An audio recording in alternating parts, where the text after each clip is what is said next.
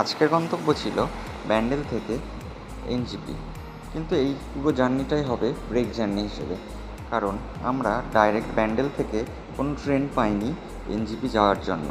তাই আমরা রাধিকাপুর এক্সপ্রেস ধরে এখান থেকে চলে যাব সোজা বারসই স্টেশন। ট্রেন চলে এলো তার নির্দিষ্ট সময় অনুযায়ী, ট্রেনে উঠে পড়লাম আমরা। দিয়ে সিট খুঁজতে খুঁজতে আমাদের S1 বগিতে ছিল সিট, দিয়ে আমরা বসে পড়লাম এবং ট্রেন ঠিক সময় ছেড়ে দিল স্টেশন থেকে। তারপর আমরা পৌঁছালাম কালনা স্টেশনে। সেখানে গিয়ে ট্রেন দাঁড়ালো, দিয়ে পরবর্তী সময় আমরা নামলাম কাটোয়া স্টেশনে। যেহেতু কাটোয়া স্টেশনে আগে কখনো নামিনি, তাই একবার নেমে স্টেশনটা ভালো করে দেখে নিলাম।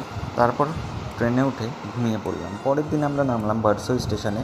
আমার সাথে ছিল করণ আর দেবুদা, আমার জামাইবাবু। তারপর আমরা চা খাওয়ার জন্য একটা দোকানে দাঁড়ালাম এবং টেস্ট করার ট্রাই করলাম যে চাটা বারসইতে কেমন বানায়। তো এখানকার মতনই বিহারে একই চা, কোনো আলাদা রকম কোনো টেস্ট নেই। তারপর আমরা ওখান থেকে নর্থ ইস্ট ট্রেন ধরে নেমে পড়লাম এনজেপি স্টেশনে। তো এনজেপি স্টেশনে নেমে আস্তে আস্তে ওভারব্রিজ ধরে আমরা বাইরের দিকে এগালাম।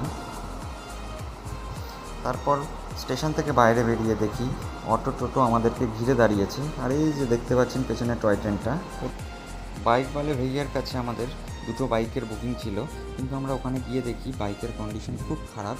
তাই জন্য আমরা সেখান থেকে বাইকটা ক্যান্সেল করি এবং পরবর্তীকালে চলে যায় শিলিগুড়ির আরেকটা বাইক রেন্টাল শপের কাছে, সেটা হচ্ছে রয়্যালস রাইডার।